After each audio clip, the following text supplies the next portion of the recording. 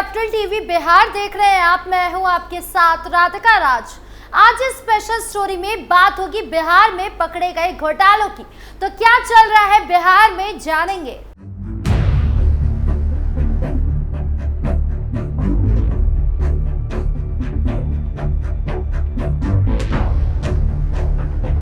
सृजन घोटाले मामले में सीबीआई को कोर्ट की फटकार। सबसे पहले बात करें सृजन घोटाले से जुड़ी खबर की। दरअसल बेऊर जेल में बंद सृजन घोटाले की आरोपी रजनी प्रिया की जमानत मामले में पटना हाईकोर्ट ने सीबीआई को फटकार लगाई है। काउंटर एफिडेविट दाखिल नहीं करने पर सीबीआई के खिलाफ पटना हाईकोर्ट ने कड़ी टिप्पणी की है। हाईकोर्ट ने सीबीआई को चेतावनी देते हुए कहा है कि अगली सुनवाई की तारीख तक यदि काउंटर एफिडेविट दाखिल नहीं किया गया तो एजेंसी को Patna high court legal services committee में 10,000 रुपए कॉस्ट के जमा करने पड़ेंगे। मामले की अगली सुनवाई 16 मई को निर्धारित की गई है।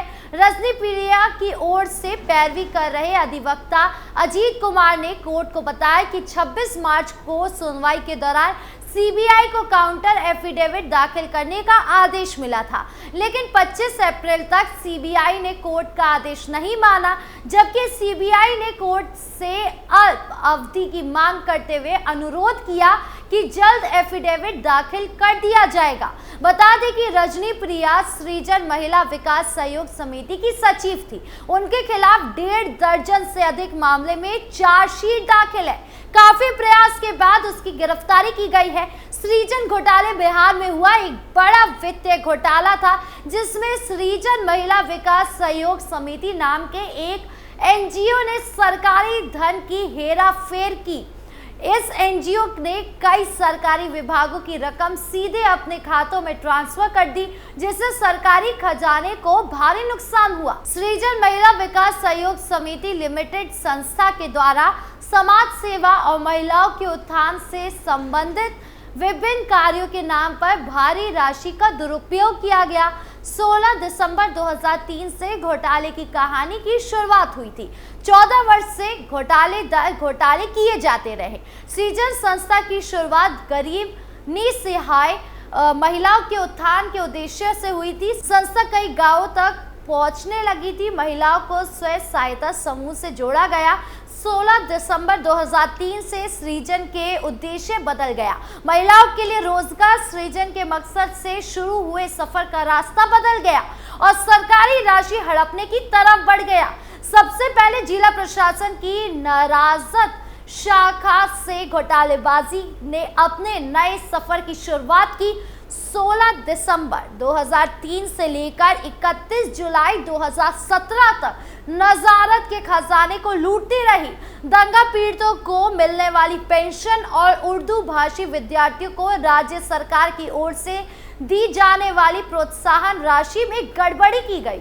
सड़क योजना के तहत हुआ घोटाला। ना बल्कि सृजन घोटाला बल्कि ऐसे कई घोटाले सामने आए हैं और इसी कड़ी में सड़क घोटाले की खबर सामने आई है।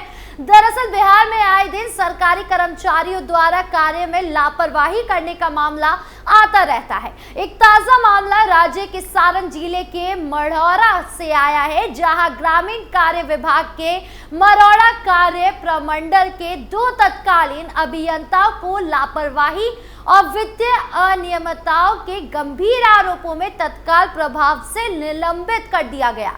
वहीं निलंबन की ये कार्यवाही विभागीय जांच के बाद की गई, जिसमें अभियंताओं पर मनमाने ढंग से भुगतान, बिना स्वीकृति पत्र निर्माण और योजनाओं के उल्लंघन के आरोप सिद्ध हुए।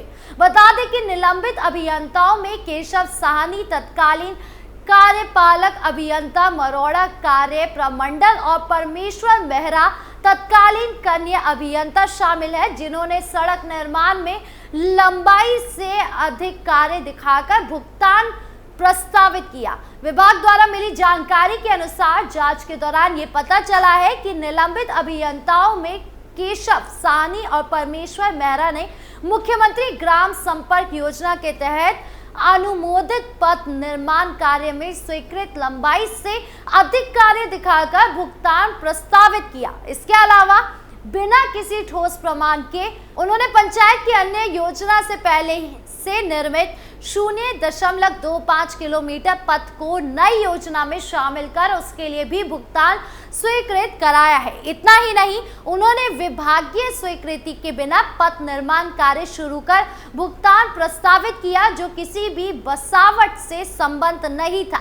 इन गतिविधियों से स्पष्ट हुआ है कि दोनों अभियंताओं ने गंभीर लापरवाही और वित्तीय अनियमितता बरती है, जिससे राज्य को आर्थिक नुकसान हुआ। ग्रामीण कार्य विभाग द्वारा कार्य में अनियमितता का मामला सामने आने के बाद जहां दोनों अभियंताओं को अगले आदेश तक निलंबित कर दिया गया है, साथ ही इस मामले में संलिप्त अन्य अधिकारियों के खिलाफ भी कार्यवाही शुरू कर दी गई है। वही विभाग द्वारा ये कार्यवाही पारदर्शिता और जवाबदेही के प्रति प्रतिबद्धता को दर्शाती है। जांच में सामने आए तथ्यों से ग्रामीण विकास योजनाओं के काम में सख्ती और निगरानी की आवश्यकता को रेखांकित किया गया है। वहीं विभाग ने भविष्य में ऐसी अनियमितताओं को रोकने के लिए और सख्त दिशा निर्देश जारी करने का संकेत दिया है। अब ऐसे घोटाले पर विराम लगता है या नहीं, ये देखने वाली बात होगी। दवा खरीद घोटाले करने वाले के खिलाफ ईडी का बड़ा एक्शन। तो वही दूसरे घोटाले की बात की जाए तो बिहार के सबसे बड़े सरकारी अस्पताल पीएमसीएच में हुए दवा खरीद घोटाले मामले को लेकर ईडी की टीम ने बड़ी कार्रवाई की है। दरअसल ईडी की टीम ने दवा खरीद घोटाला से जुड़े लोगों के खिलाफ बड़ा एक्शन लेते हुए 3.01 करोड़ रुपए की संपत्ति जब्त की है। प्रवर्तन निर्देशालय यानी ईडी की पटना क्षेत्रीय कार्यालय ने धन शोधन निवारण अधिनियम 2002 के तहत विभिन्न चिकित्सीय सामग्री आपूर्तिकर्ताओं के लगभग 3.01 करोड़ मूल्य की 10 अचल और चल संपत्तियों को अस्थायी रूप से अटैच किया है। जानकारी के अनुसार ये संपत्तियां ग्रेटर नोएडा, पटना, दरभंगा में स्थित है। ये कार्रवाई उन आपूर्तिकर्ताओं के खिलाफ की गई है जिन्होंने पटना मेडिकल कॉलेज एवं अस्पताल पीएमसीएच को औषधियां, अभिकर्मक मशीनें और उपकरण अनावश्यक रूप से ऊंचे दरों पर और अधिक मात्रा में सप्लाई की थी, वो भी पीएमसीएच के अधिकारियों के साथ मिलीभगत करके। इस मामले में अभी दूसरे लोगों के खिलाफ भी एक्शन हो सकता है। ईडी ने ये जांच एक प्राथमिकी यानी एफआईआर और आरोप पत्र के आधार पर शुरू की है, जो पटना के विशेष सतर्कता न्यायालय में भारतीय दंड संहिता 1860 और भ्रष्टाचार निवारण अधिनियम 1988 के तहत ओपी चौधरी एवं अन्य के विरुद्ध दायर किया गया था। वर्ष 2008 से 9 और 2009 से 10 के दौरान पीएमसीएच के अधिकारियों ने विभिन्न आपूर्तिकर्ताओं के साथ मिलकर दवाइयां, रसायन, अभिकर्मक मशीनें और उपकरण अत्यधिक दरों पर और आवश्यकता से अधिक मात्रा में खरीदे, जिससे सरकार को लगभग 12.63 करोड़ का नुकसान हुआ। इससे पहले भी इसी मामले में ओम प्रकाश चौधरी, विनोद कुमार सिंह, गणेश प्रसाद सिंह, अमित कुमार धंधानिया और विमल डालमिया और उनके पारिवारिक सदस्य भी लगभग 3.14 करोड़ मूल्य की चल अचल संपत्तियों को 5/11/2020 को अस्थायी रूप से अटैच किया था, जिससे नई दिल्ली स्थित माननीय पीएमएलए न्यायिक प्राधिकरण द्वारा 30/4/2021 को पुष्टि की गई थी। इस मामले में अभियोजन शिकायत संख्या 2/2022 को 28/4/2022 को विशेष न्यायालय पटना में दायर किया गया था और न्यायालय ने धन शोधन के अपराध का संज्ञान लिया। दरअसल जांच के दौरान ये पाया गया कि पीएमसीएच के अधिकारियों की मिलीभगत से आपूर्तिकर्ताओं को दवाइयां, केमिकल, रिएजेंट्स, मशीन्स और उपकरण अत्यधिक दरों पर और अधिक मात्रा में आपूर्ति करने से लगभग 3.01 करोड़ की आय प्राप्त हुई है, जिससे पीएमएलए 2002 के तहत अटैच कर दिया गया और अभी आगे की जांच जारी है। अब आगे की जांच में क्या होता है, ये देखने वाली बात होगी। गैस ऑफ घोटालेबाज बीजेपी ने शेयर किया वीडियो, सीधा लालू तेजस्वी पर तंज। बात करें बिहार की सियासत की, बिहार में इसी साल विधानसभा चुनाव होना है। बिहार चुनाव से पहले सभी राजनीतिक दल एक दूसरे पर तंज कसने या हमला करने का मौका नहीं छोड़ रहे हैं। अब बिहार बीजेपी ने एक वीडियो शेयर कर नेता प्रतिपक्ष तेजस्वी यादव और राजद सुप्रीमो लालू प्रसाद यादव को एक साथ घेरा है।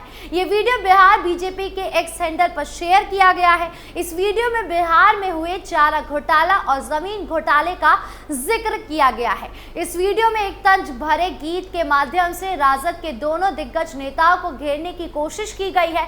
गैस ऑफ घोटालेबाज नाम के इस वीडियो में तेजस्वी यादव और लालू प्रसाद यादव नजर आ रहे हैं। करीब 3 मिनट के इस वीडियो को शेयर करते हुए बीजेपी ने एक्स पर लिखा, घोटाले के लिए होड़, परिवार है बेजोड़। चारा घोटाले से लालू जी ने दिखाया रास्ता, जमीन घोटाला तेजस्वी करे, आम जनता की बेहतरी से क्या वास्ता। आपको बता दें कि चारा घोटाला बिहार समेत पूरे देश में हुए विभिन्न घोटाले में एक बेहद ही चर्चित घोटाला है।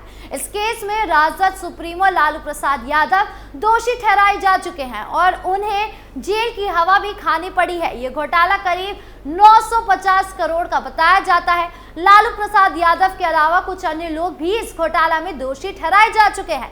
बिहार का जमीन घोटाला भी चर्चा में रहा है। दरअसल ये मामला रेलवे में नौकरी दिलवाने के बदले कई लोगों की जमीन अपने नाम करवाने से जुड़ा है। इस मामले में लालू प्रसाद यादव और तेजस्वी यादव समेत लालू परिवार के कई अन्य सदस्य जांच एजेंसियों की रडार पर है। यानी कुल मिलाकर घोटाले को लेकर एक्शन देखने को मिल रहा है, जिसमें लालू यादव हो या तेजस्वी यादव फंसते नजर आ रहे हैं। आपके इस पूरे मामले को लेकर क्या राय है, कमेंट बॉक्स में जरूर बताएं। वीडियो अच्छी लगी हो तो लाइक शेयर करें और चैनल को सब्सक्राइब करना ना भूलें। नमस्कार।